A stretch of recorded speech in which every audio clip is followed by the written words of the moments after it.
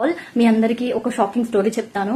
వేములవాడలో నార్మల్ గా మనం దర్గా నుంచి కొన్ని తాయితులు తెచ్చుకుంటాం కదా, అవి పిల్లలకి వేస్తాము, చాలా పవర్ఫుల్ నిద్రపోతారు అని బిలీవ్ చేస్తాము.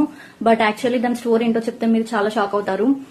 వేములవాడని నార్మల్ గా ముస్లిమ్స్ రూల్ చేస్తున్న టైంలో ఒక మతోన్మాది టెంపుల్ లోకి వచ్చి శివలింగం పైన యూరినేట్ చేశాడంట. అండ్ దానివల్ల టెంపుల్ అంతా అపవిత్రం అయిపోయిందంట. సో అప్పుడు అక్కడ ఉన్న స్థానికులందరూ వచ్చి అతన్ని కొట్టి అక్కడ చంపేశారంట. బట్ అక్కడ రూల్ చేస్తుంది ముస్లిమ్స్ కాబట్టి వాళ్ళ క్యాస్ట్ అతనే అని వాళ్ళు ఏం చేశారంటే అతని సమాధిని కూడా అదే టెంపుల్లో కన్స్ట్రక్ట్ చేశారు, అదే ఆ దర్గా.